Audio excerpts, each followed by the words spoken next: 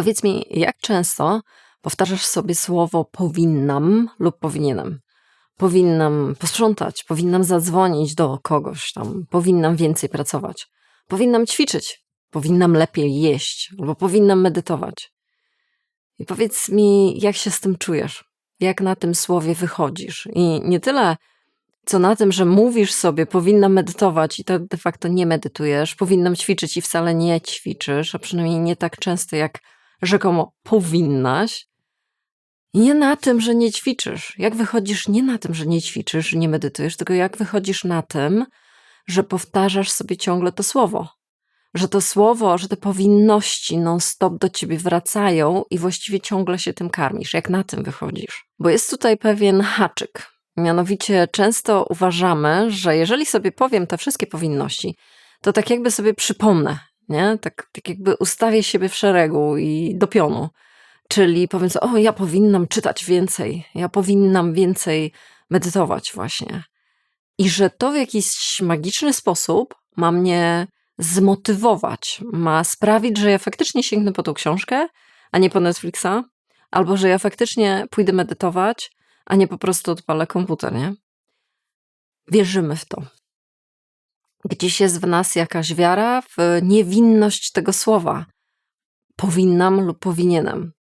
No więc dzisiaj powiem ci, cały film opowiem o tym, że to jest kłamstwo, że to jest taki trik, na który naprawdę nie warto się nabrać. I co z tym fantem dalej zrobić, nie?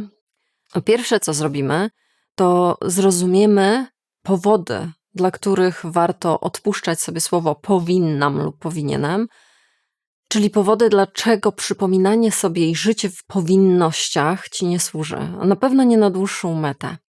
No więc przechodząc do tych powodów, pierwszy z nich jest bardzo, bardzo wielki, poważny i już sam w sobie już jest wystarczający, żeby przemyśleć sobie słowo powinnam. Mianowicie on się opiera na zewnętrznym punkcie kontroli.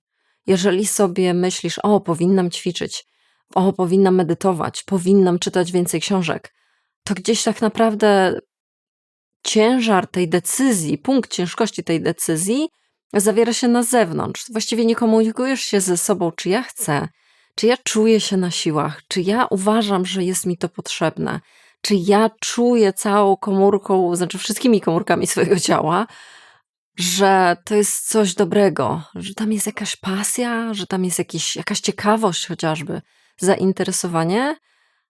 Tego nie ma. Jeżeli chodzi o powinności, tego nie ma. Dlatego, że powinności są gdzieś na zewnątrz. To, o czym przed chwilą mówiłam, to byłaby motywacja wewnętrzna.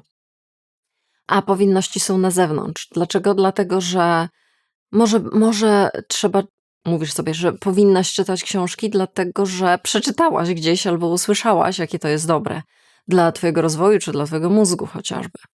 Albo mówisz, że powinnam ćwiczyć, no bo usłyszałaś, hello, no żadna Ameryka odkryta, że ćwiczenia są zdrowe. Powinnam jeść więcej warzyw, no bo gdzieś przeczytałaś, do ciebie dotarło, że no jedzenie, nie wiem, hamburgerów z budki to nie jest tak zdrowe jak jedzenie sałatki, którą sama sobie przyrządzisz w domu. I okej, to nie jest, tutaj to, co chcę powiedzieć, to nie chodzi o to, że te fakty są złe, nieprawidłowe czy nieprawdziwe. One są bardzo prawdziwe. Tak, oczywiście. Żaden hamburger nie pobije sałatki, jeżeli chodzi o jakieś zdrowotnościowe właściwości. Ale problem tutaj jest taki, że nadal jesteś gdzieś na zewnątrz. I słowo powinnam to bardzo mocno pokazuje, że ty znasz jakieś zasady, wiesz, jak inni robią, na przykład z tą medytacją. Gdzieś otaczają ciebie informacje, jak to ludzie medytują, jakie to cudowności z tego się same rodzą, więc sobie myślisz, okej, to ja też powinnam. To jest ciągle na zewnątrz, to jest ciągle gdzieś dopasowywanie się pod coś, pod jakąś informację zewnętrzną, pod jakiś trend, pod to, co robią twoi znajomi, twoje środowisko. To jest też czasami bardzo lękowe, czyli ojej, ja powinnam napisać, dokończyć tą pracę magisterską, ja powinnam się postarać o awans. Ale tego nie robię, A jak sobie powtarzam to powinnam i ciągle jakby przypominam sobie w taki sposób, a nie inny, no to co robię? No najpewniej czuję większy stres, większy lęk. I to jest jeden problem z powinnościami. A drugi problem jest taki, że czasami to, co jest na zewnątrz, nawet jeżeli to jest bardzo prawidłowe, nawet jeżeli to jest faktycznie korzystne, potrafi być w konflikcie sporym z tym, co wewnątrz. Czyli można by powiedzieć, ok, powinnam dzisiaj pójść pobiegać, powinnam dzisiaj usiąść i napisać coś w pamiętniku, żeby przepracować swoje jakieś emocje, które czuję. I okej, trudno się doczepić do tego, że to jest zła wskazówka. Natomiast to może być bardzo dobra wskazówka, a jednocześnie ona może być nie do wykonania, nieadekwatna i nie na miejscu w stosunku do tego, co ja dzisiaj, teraz, w bieżącej chwili czuję. Czyli ja powinnam pójść pobiegać, ale mój organizm, moje ciało, mój umysł przekazuje mi bardzo silny komunikat, że jestem zmęczona po całym tygodniu. Jedyne, co chcę, to po prostu się położyć i zwolnić tempo, a nie podrasować jeszcze to tempo. No i co? I mamy konflikt. Im częściej sobie powtarzasz te powinnam, to tym bardziej to, co w środku jest, też się odzywa i odzywa się na zasadzie kontry. Czyli dobra, powinnam, ale nie pójdę, ale nie dam rady, ale jestem super zmęczona, ale potrzebuję się położyć i odpocząć. I mamy wewnętrzny konflikt. To też, jak pewnie się domyślasz, nie służy twojemu dobremu samopoczuciu. I znowu słowo powinnam lub powinienem gdzieś odbija nam się czkawką. I to te dwa powody same w sobie już wystarczą, żeby przemyśleć sam język. Nie tyle, pamiętaj, tutaj nie myślimy, nie zastanawiamy się, czy ćwiczenia i medytacja są dobre, czy nie, czy się od nich w ogóle odczepić i darować se. To w ogóle my tego nie poruszamy, to nie jest ten temat. Tak, one są dobre, koniec, kropka. Natomiast czy zbliżasz się do tych dobrych, pozytywnych celów, kiedy tak codziennie serwujesz sobie słowo powinienem, powinnam? Czy to słowo ci pomaga? No więc, oczywiście dlatego, że robię ten film, to możesz się domyślać, że powiem ci nie. Oczywiście, że wytykanie sobie powinności nie działa na nas motywująco, nie działa na nas wspierająco. A żeby do czegokolwiek ruszyć, czyli na przykład do tego pamiętnika, czy motywacji, medytacji, czy biegania, czy czegokolwiek, dobrze jest mieć wsparcie. Jeżeli to jest trudna decyzja, jeżeli to jest wysiłkowa decyzja, to dobrze jest się czymś wesprzeć lub kimś, dobrym słowem. Powinnam, powinienem nie jest tym dobrym słowem. Są inne, o wiele lepsze. A co to za słowo, które jest o wiele lepsze? Niektórzy mówią o słowie chcę, czyli zamiast powiedzieć powinnam ćwiczyć, to powiedzą chcę ćwiczyć. Tylko że ja mam tutaj pewne troszeczkę jakby takie wewnętrzny opór wobec tej podmianki, dlatego że faktycznie nie zawsze mi się chce.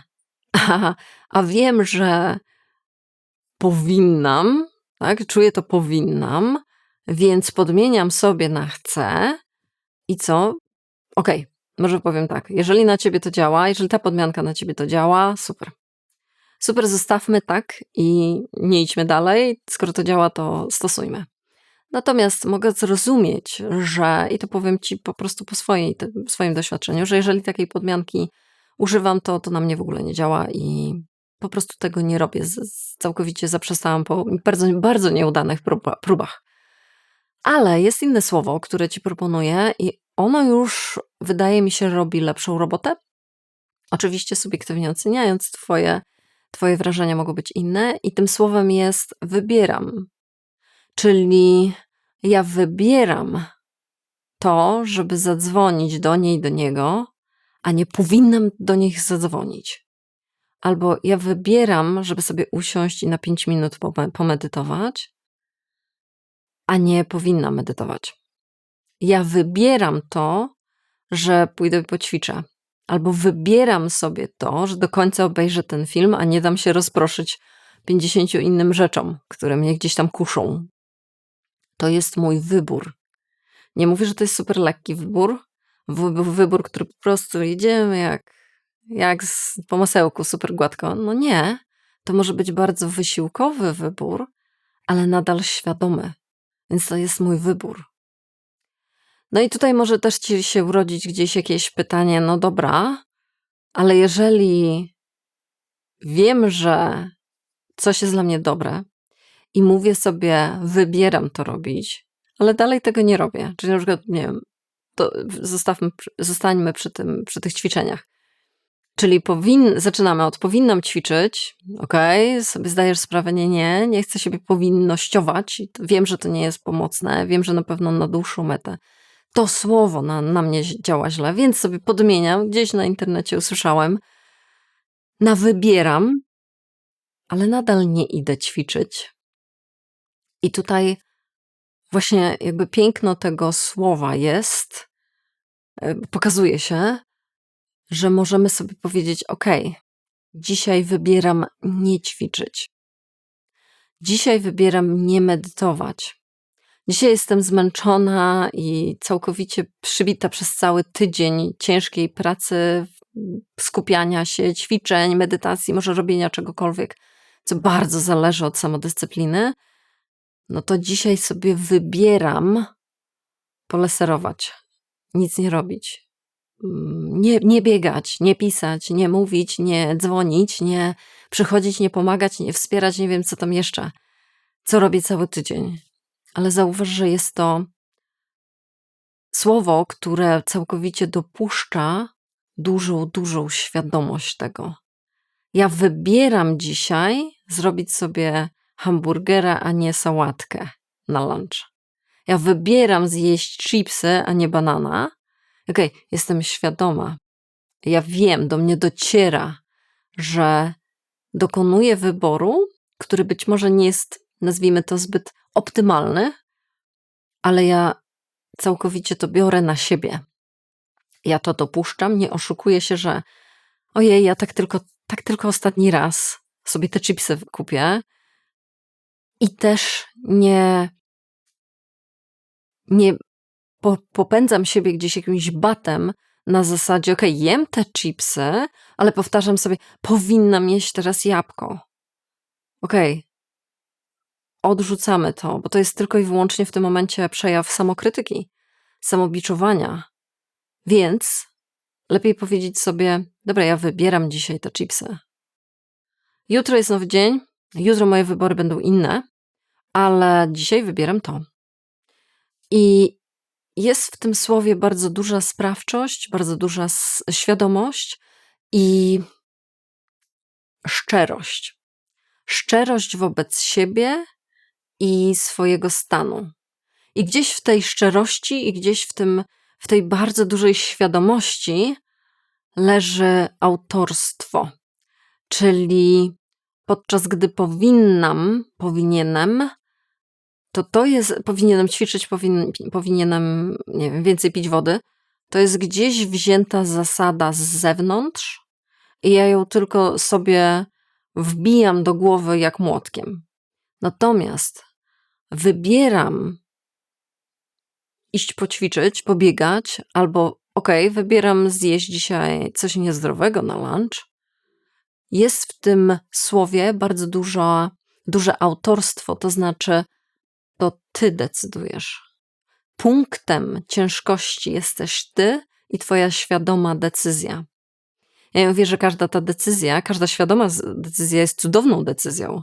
No nie oczekujmy tego od siebie. Naprawdę w takim miejscu, jak daj sobie spokój, chcę ci przypomnieć, że to jest naprawdę niepotrzebnie wysoko postawiona poprzeczka, żeby sobie powiedzieć, to skoro ja mam teraz takie słówko wybieram, to znaczy, że na pewno ja muszę zawsze w 100% wybrać tą dobrą rzecz i tą zdrową i tą rozsądną. No, skąd ci się to wzięło? Dlaczego ty masz tak wysokie wymagania od siebie, tak bezlitośnie wysokie wymagania, które de facto tak naprawdę są perfekcją. Czyli oczekujesz od siebie, że masz perfekcyjnie zawsze dokonać tego wyboru, bo on jest świadomy. Nie, nie. Można świadomie wybrać wyjście na imprezę, a nie czytanie książki, nawet przed egzaminem i jednocześnie dalej iść w to, ale mieć tego świadomość, a nie chłostać siebie słowem, ale ja powinnam się uczyć. Okej, dobra, teoretycznie tak, ale odsuńmy ten wyraz, bo on sam w sobie nam bardzo dużo złego robi, niepotrzebnie, a sięgnijmy po takie wybieram i prawo do tego, że ty masz wybór. I czasami twój wybór nie musi być grzeczniutki, poprawny i cudowny i perfekcyjny. Czasami twój wybór może być trochę w bok, trochę na zasadzie, dobra, odpuszczam sobie. Cały dzień cudownie wszystko pracowałem i powtarzałem i uczyłem się i tak dalej, i tak dalej. No to teraz sobie wybieram ten Netflix, który pooglądam i nie będę sobie powtarzać. Powinienem się uczyć.